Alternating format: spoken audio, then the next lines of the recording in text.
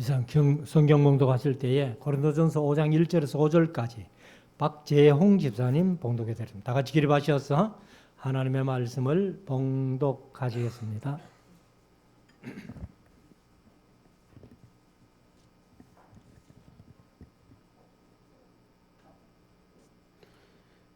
너희 중에 심지어 음행이 있다 함을 들으니 이런 음행은 이방인 중에라도 없는 것이라. 누가 그 아비의 아내를 취하였다 하는도다. 그리하고도 너희가 오히려 교만하여져서 어찌하여 통하니 여기지 아니하고 그 일 행한 자를 너희 중에 물리치지 아니하였느냐. 내가 실로 몸으로는 떠나 있으나 영으로는 함께 있어서 거기 있는 것 같이 이 일을 행한 자를 이미 판단하였노라.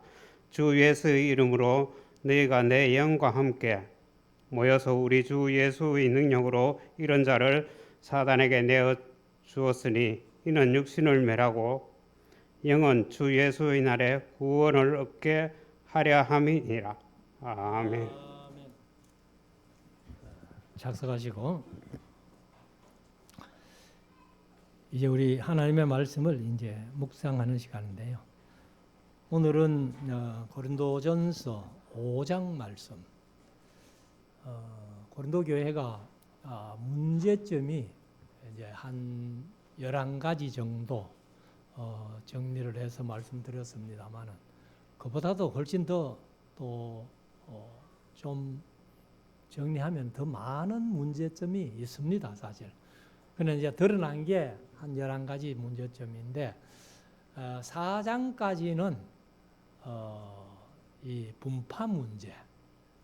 그래서 나는 아볼로에게, 나는 바울에게, 나는 게바에게, 나는 그리스도에게 속했다 하는 분파 문제를 얘기를 했고, 그 다음에 5장, 오늘 말씀드릴 5장은 고린도교, 오늘 제목을 그렇게 정했습니다만은 고린도 교회의 음행 문제. 이게 이제 뭐 사실 사람이 살아가면서 여러 가지 이렇게 허물들이 드러나는 건 많이 있지만은 그 중에 한 가지가 음행 문제가 사실은 어떤 사람들은 뭐 떳떳하게 그것을 자랑하는 사람들도 많이 있습니다만은 이거는 하나님이 원하시는 뜻이 아니거든요. 그래서 고린도 교회도 이제 그런 음행 문제가 있는데 그것을 바울이 듣고서는 그 문제에 대해서 이제 5장 그렇게 길지를 않죠. 13절까지밖에 안 되는 그런 말씀인데 오늘 뭐 추석 연휴를 이미 시작했고 고향 가신 분들도 있습니다만은 또 오늘 오전 예배 마치고 오후에 고향 가실 분들도 있을 테고 하니까 13절까지 있는 말씀만 오전에 드리고 그다음에 이제 6장은 뭐 오후 예배의 순서를 넣어놨습니다만은 다음 주에 이제 6장을 말씀을 드리려고 합니다. 그러면 이제 5장 1절부터 한번 봅시다. 1절부터 보면은 너희 중에 심지어 음행이 있다 함을 들으니, 그러니까 바울이 들었다는 거죠. 그러니까 이제 이 바울이 들은 경로를 4가지로 말씀을 드렸습니다만 한 5가지 정도 된다라고 그렇게 추가로 말씀드렸습니다만은 근로의 지편으로, 그 다음에 너희들이 보내온 편지로, 그리고 이제 아볼로 목사님이 고린도 교회를 심우하다가 하도 어려움을 당하고 힘드니까 바울에게 와버렸습니다.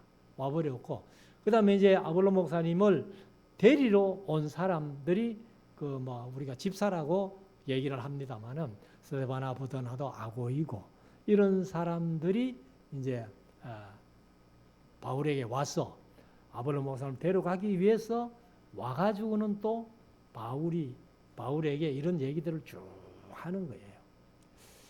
그래서 이 사실 이제 고린도 전서가 이 끝에 이제 16장 끝에 보면은 우리가 보는 성경은 번역이 안 돼가 있는데 아멘하고 이 첫 번째 고린도인들에게 쓴 글은 스데바나 버드나도 아고이고 디도로 더불어서 썼다. 이렇게 되어 있습니다. 그리고 이제 나중에 스데바나가 이 고린도전서를 쓸 때에 바울과 함께 문안 인사를 하는 거 보면은 아마 스데바나도 바울에게 여러 가지 얘기를 해줬을 것이다. 이렇게 이제 얘기를 할 수 있습니다. 그래서 음행이 있다함을 들으니 이런 음행은 이방인 중에라도 없는 것이라. 그러니까 세상 사람들도 하지 않은 짓을 교회 안에서 한다는 거예요. 그러니까 그런 정도 같으면은 세상 사람들이 교회를 향해서 얼마나 욕을 하겠어요. 세상 사람들도 안 하는 짓을 교회에 다닌다는 성도 중에서 한다.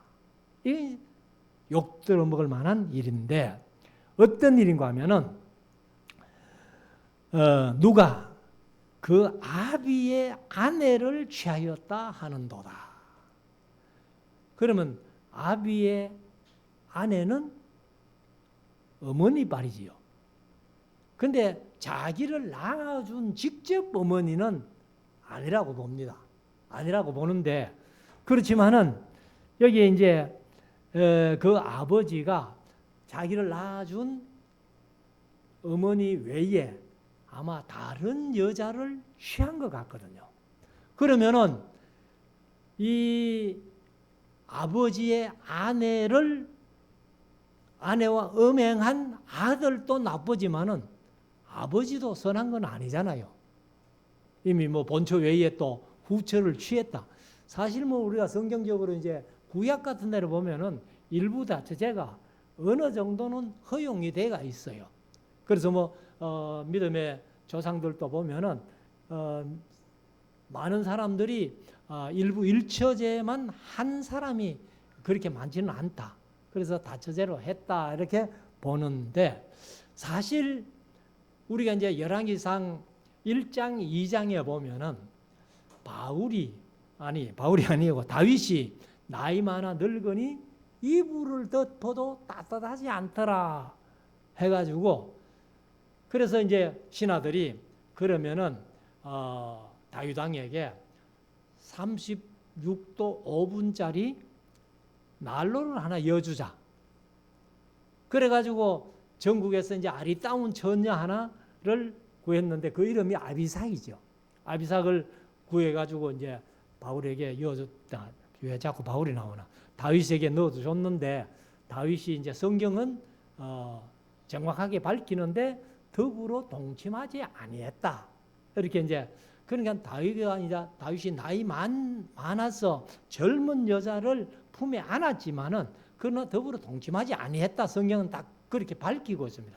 그런데 다윗이 죽고 나서 솔로몬이 왕 됐을 때에 아도니아가 솔로몬에게 이제 먼저 솔로몬의 어머니 바세바를 찾아갔죠. 그리고 한 가지 부탁이 있습니다. 그래 부탁이 뭔데? 아비삭을 내 아내로 주십시오. 근데 이제 아도니아가 사실 지가 먼저 솔로몬보다 왕 돼 가지고 그렇게 이제 솔로몬이 왕 되니까 이 아도니아가 제단 불을 붙들고 이렇게 있으니까 어떤 사람이 솔로몬에게 아도니아가 제단 불을 붙들었습니다. 그러니까 집에 가라 해라. 그러니까 이 나를 죽이지 않겠다고 약속을 해줘야 내가 가겠다 이러니까 그러면 내가 약속할게. 네 죄만 안 지으면 내가 너를 죽이지 않겠다 하고 솔로몬이 약속해 주니까 이제 집에 가가지고는 바세바를 찾아와가지고 아비삭을 내 아내로 주십시오. 그러니까 이제 이 바세바가 솔로몬에게 가가지고 한 가지 부탁이 있는데 그 부탁이 뭡니까? 아비삭을 아도니아의 아내로 줬으면 좋겠다. 이러니까 솔로몬이 막 화가 난 거예요. 그래가지고 바세바에게 자기 어머니에게 얘기를 하죠. 어찌 아비삭만 구합니까? 아도니아를 위해 가지고 이 왕자리도 구하지요. 하면서 안 되겠다. 이놈은 죽어야 돼. 그래가지고 아도니아 달라고 했다는 그 이유 때문에 솔로몬이 아도니아를 죽여버린 거예요. 그러면 죄를 안 지으면 죽이지 않겠다고 약속해놓고 아도니아가 아비삭을 달라고 했을 때에 솔로몬이 아도니아를 죽여버린 거거든. 그게 죄라는 겁니다. 그래서 사실은 우리가 율법에 보면은 이 계모와 더불어 동침하지 말라는 거예요. 그게 큰 죄라는 거예요. 그래서 우리가 신명기 27장에 보면은 에발산에 올라가서 6지파가 저주를 선포하는데 12가지 저주를 선포하거든요. 선포하는데 상당수가 전부 성적인 범죄입니다. 그렇게 할 때에 저주를 받을지어다 할 것이요 모든 백성은 아멘 할지니라 하는 말씀이 신명기 27장에 12분 저주 중에 상당수가 음행에 관한 그런 저주를 얘기를 하고 있습니다. 그래서 누가 그 아비의 아내를 취하였다 하는도다.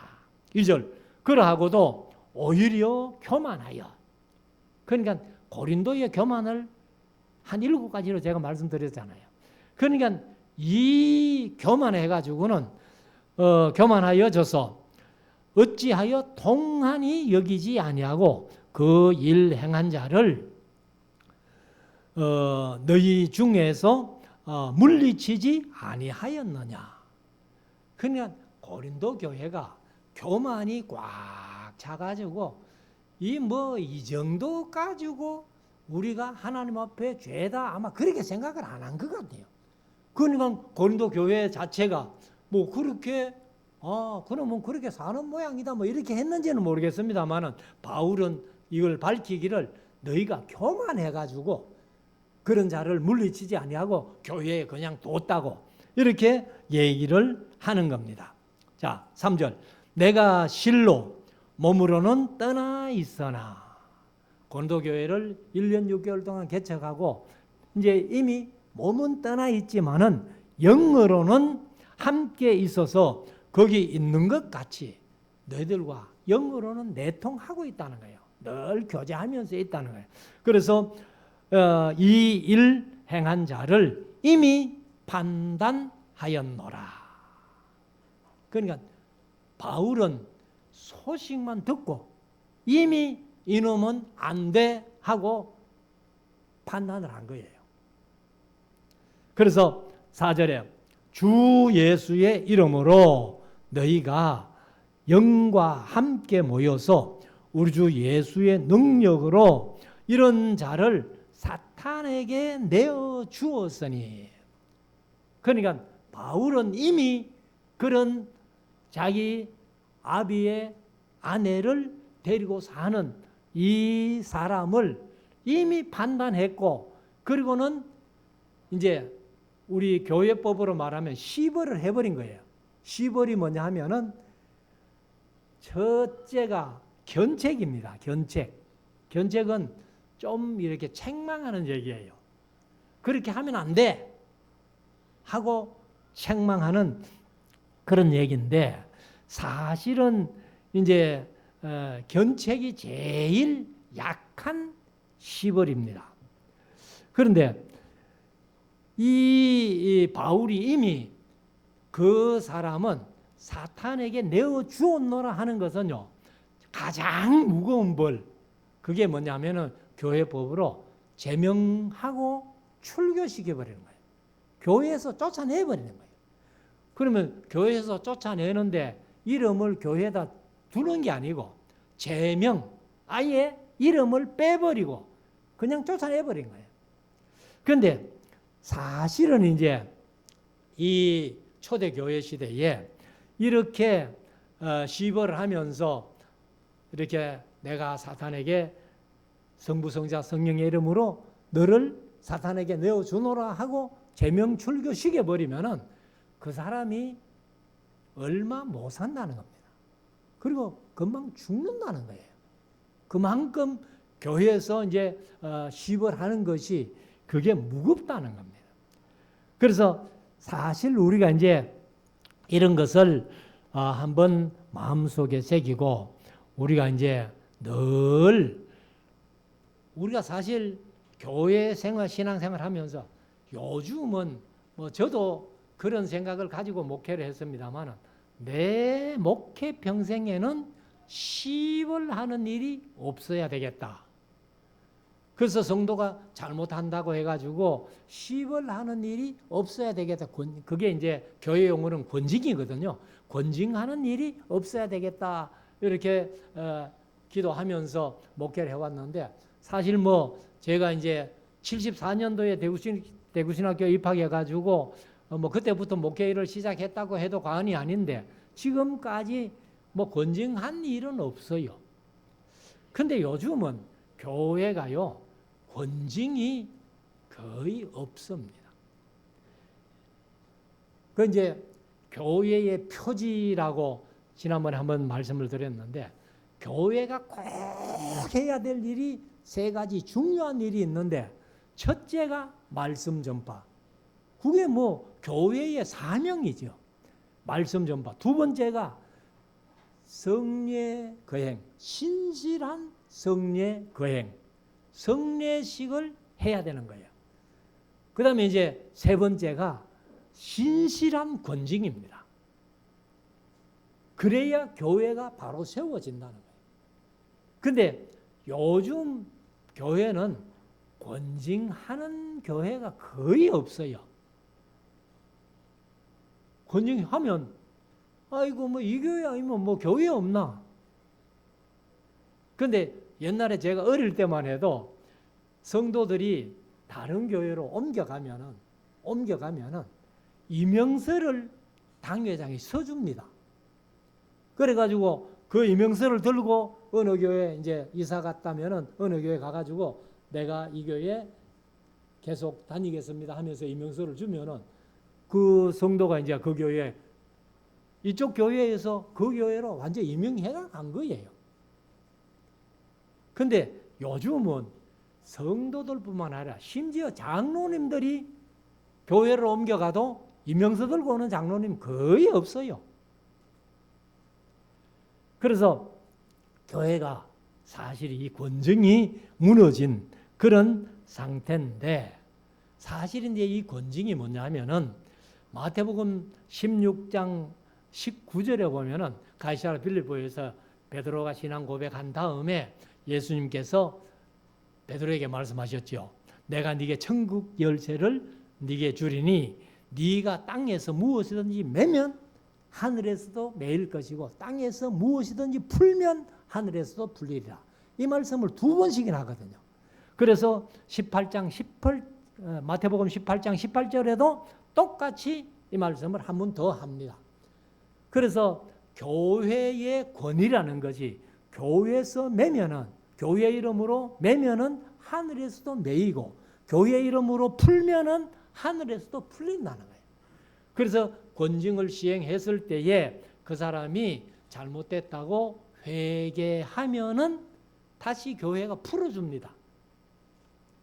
그래서 사실은 우리가 이제 이런 권징들은 뭐 제가 말씀드린 대로 제 목회 평생은 권징이 없었으면 좋겠다. 앞으로도 뭐 이제 없었으면 좋겠다. 지금까지도 안 했습니다만은. 그래서 5절 다시 읽으면 이런 자를 사단에게 내어주었으니 이는 그 이유는 육신은 멸하고 영은 주 예수의 날에 구원 얻게 하려 함이라. 이 말씀이 조금 어렵죠. 이제 권징을 해가지고 제명출교 시켜버리면은 더 이상은 계속적이고 반복적인 죄를 안 짓도록. 그런데 신약 시대에 구약 시대에도 물론 사함받지 못하는 죄가 있었습니다만은 신약 시대에 사함받지 못하는 죄가 성령 회방죄 그리고 고의적으로 반복하는 죄. 그 죄는 용서가 없습니다. 그래서 아무리 큰 죄라도 우리가 하나님 앞에 회개하면 하나님이 다 용서해 준. 뭐 우리가 이제 한국에 그 벌써 꽤나 오래됐습니다만 뭐 이름이 고재봉인가 하는 사람이 사람을 몇 명이나 도끼로 죽인 그런 사람이라도 그가 감옥에 갇혀가지고 있으면서 예수를 믿고 천국 가는 그런 간증을 많이 했습니다. 그만큼 그런 거는 다 용서가 되는데 죄가 계속적이고 반복되는 죄, 계속 반복하면은 용서해 줄 수 없죠. 그래서 이런 이제 반복하지 못하도록, 그래서 육체는 사탄에게 내어주지만은 그러나 영이라도 구원 얻을 수 있도록 이렇게 하는 그런 것을 이제 여기에서 말씀을 하고 있습니다. 그래서 6절에 가면은 너희의 자랑하는 것이 옳지 아니하도다. 적은 누룩이 온 덩어리에 퍼지는 것을 알지 못하느냐. 그런 자를 교회가 용서해주고 아무 건징을 안 하면은 어이구 뭐 그렇게 해도 교회가 괜찮아 하고는 다른 사람들도 그렇게 한다는 거예요. 그래가지고 그 퍼진다는 거예요. 교회 안에 완전히 적은 누룩이 온 덩어리를 부풀게 하는 것처럼 교회가 완전히 타락하여 도가니로 그렇게 빠진다는 거예요. 우리가 성경에도 보면은 사실 1차 귀환한 사람 70년 바벨론 포로 생활하다가 1차 귀환해가지고 귀환 공동체 1차 귀환 공동체가 최고의 문제가 뭐였어요? 에스라가 2차 했다고 와보니까 다른 이방 여인들을 전부 취해가지고 아내를 삼고 있는 거예요. 그런데 그 중에 어떤이 누구예요? 대제사장 요수아가 어떤이 돼가지고 그러니까 백성들이 어이구 뭐 제사장도 저렇게 하는데 뭐 내가 뭐 하나의 시한들 어찌 하겠느냐 하면서 그렇게 이제 사실 1차 귀환과 2차 귀환의 기간이 69년인가 59년인가 그렇거든요.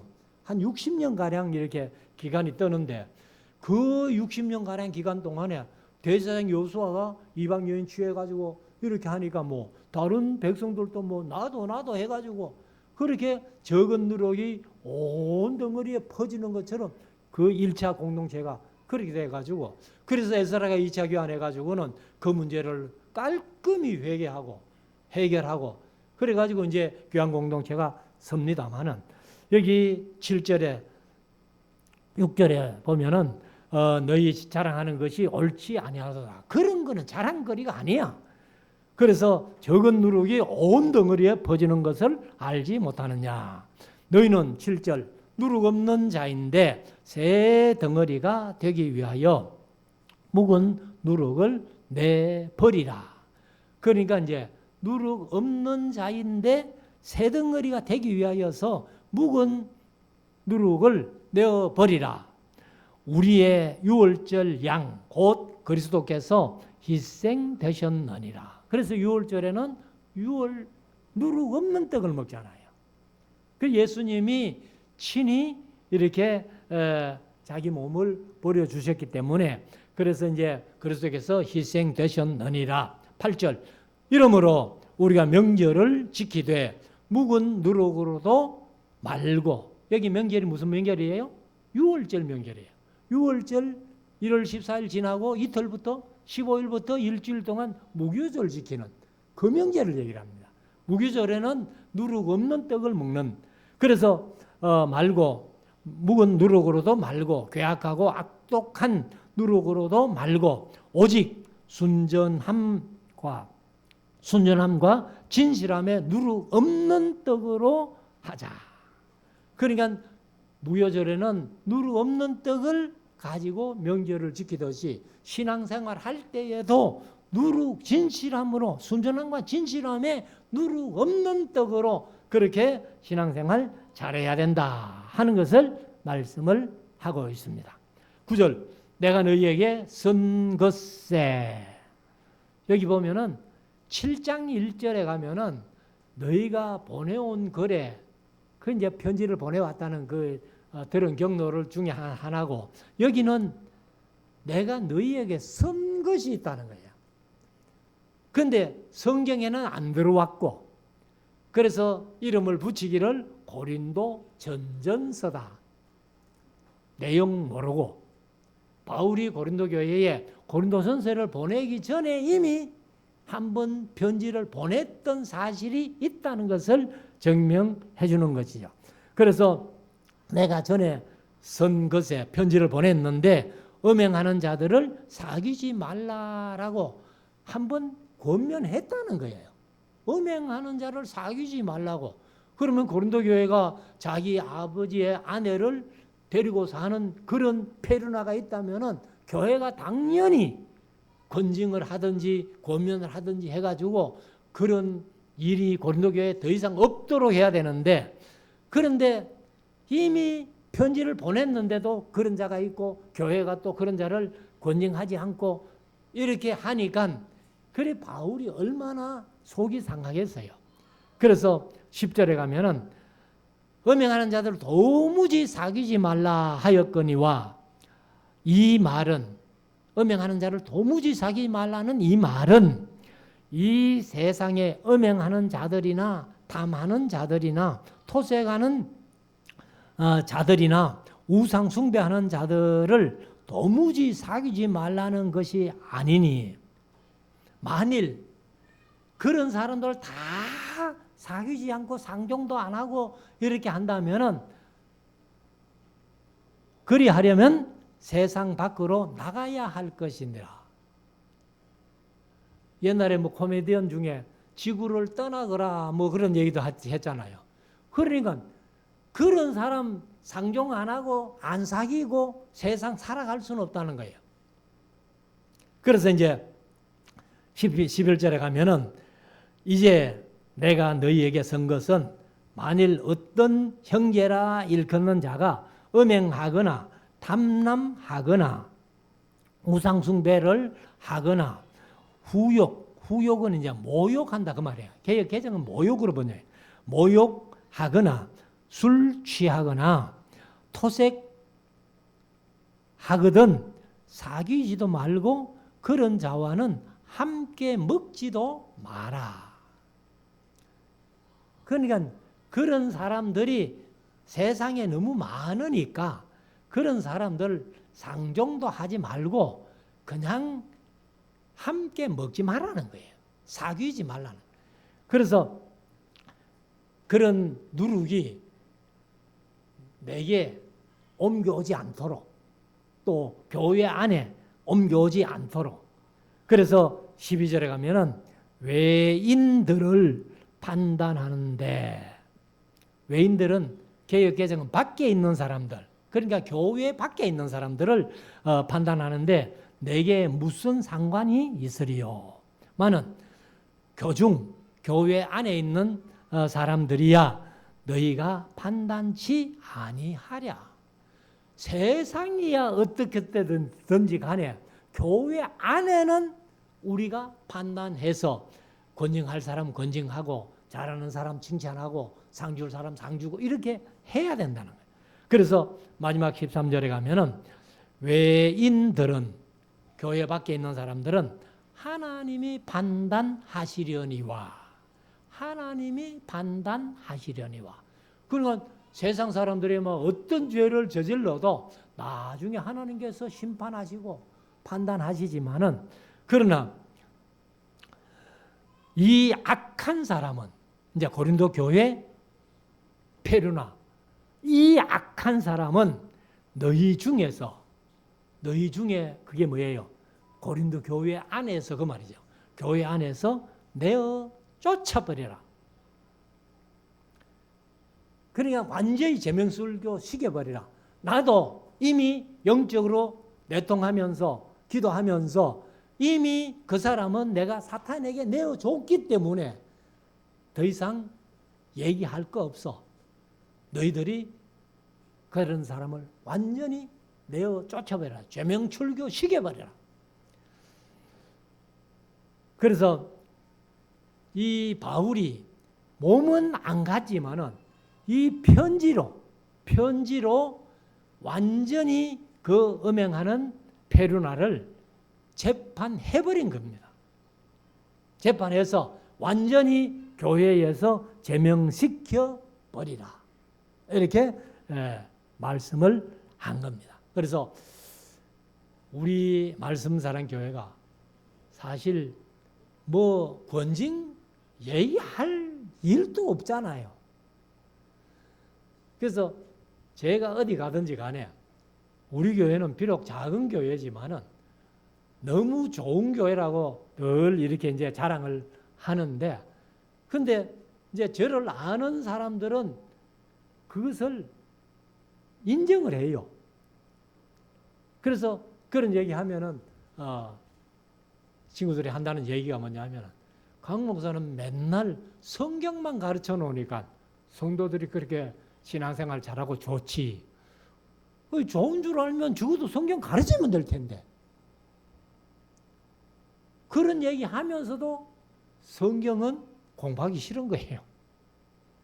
그래서 우리 말씀사랑의 성도들이 다른 교회보다도 말씀을 훨씬 더 많이 강조하고 중요하게 여기고, 우리 신앙생활은 말씀이 전부라는 마음을 가지고 말씀대로 신앙생활하고 말씀대로 저는 설교하고, 그래서 에스겔서에 있는 말씀대로 주 여호와의 말씀이 이러하시다라고만 설교하는 저가 되기를 원합니다.